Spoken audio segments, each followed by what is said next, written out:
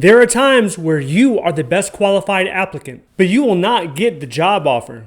Someone else will get that job offer. Let's find out why. The first factor is how well you write. Why is this so important? Because 80% of job searches are done online, and it involves sending your written resume. How well is your resume written? Does it clearly articulate the value and experience you're bringing towards that organization? Does it do it by highlighting your achievements? If your resume is written sloppy, if it is not focused on the achievements and paints you as an ordinary, mediocre employee, then you shouldn't expect it to get you any real meaningful results. You will be lucky if a human resource specialist spends over 3 seconds on that resume. But if your resume has success stories, if it has your achievements quantified, then your resume is going to go into another pile. It's going to go into the good pile, and you'll have a better chance receiving a call for an interview or getting referred to the hiring manager. Okay, so how do you improve your writing? Start with reading more. When you're reading, pay attention to the sentence structure and the word choice. Then volunteer for additional writing assignments. A lot of companies have newsletters. You can contribute by adding a paragraph to that newsletter. Also, look for online writing classes. There are a lot of online writing classes that are free on the internet. You just have to do a search. Now, writing isn't only necessary for your resume, but also emails and messages. When you're doing correspondence back and forth to the hiring manager, writing plays a role there. The next factor is how well you speak. Some studies suggest that 85% of all jobs attained are done through networking. Are you able to sell yourself? That is what you are essentially doing when you open your mouth and you're communicating your value. You are trying to sell the value that you possess to that agency or organization. And it's not just about networking. When you go into the interview room, when you're being interviewed, one of the most important things that matter once you're inside that room sitting in that chair is how well you can communicate. How well can you tell the stories of success? Talk about the ways you were able to positively impact the company or agency. Are you convincing? Can you generate interest? Can you speak as if you are excited about the position?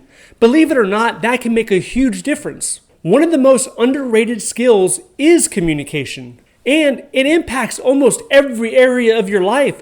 Where you find out that there's an issue or there's a problem in your life, usually it can be traced back to not communicating effectively. Either you're not communicating or people are not communicating with you. You will discover a lot of life's problems can be resolved and eliminated by communicating. Do you have an elevator speech? It's a 30 to 60 second speech, and it's about 3 to 5 sentences. Who are you? What value do you bring? What problems can you solve? You need to understand and memorize that elevator speech. Record yourself giving it until it's second nature. If you are an IT security analyst, instead of saying all that, talk about how you can reduce online security breaches, how you're able to encrypt data software. That is the value that you bring. Those are the problems that you solve. You improve your speaking by preparing and rehearsing speeches.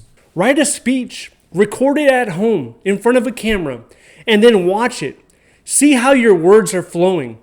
Look for opportunities to volunteer to give speeches, to talk to large groups of individuals. When you're saying your words, look at the audience. See how your words are impacting that audience. The next factor is who you know. This can make a huge difference because it's not just about knowing somebody that knows the hiring manager or being friends with the hiring manager and they can get you the job. But if you know individuals that have gone the same path you wish to go. So if you're trying to be an engineer and you already know somebody who has an engineering license, they can help guide you to the path. They can show you the tips and tricks in order for you to get to your goal. At the same time, do not cash out your personal relationships for selfish reasons.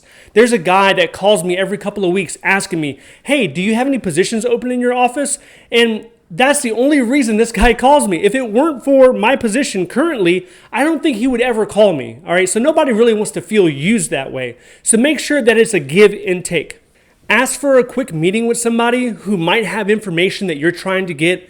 Perhaps you can buy them a cup of coffee, buy them a drink, and then have that conversation. This is often called an informational interview, and you're not directly asking for a job. The next factor is luck.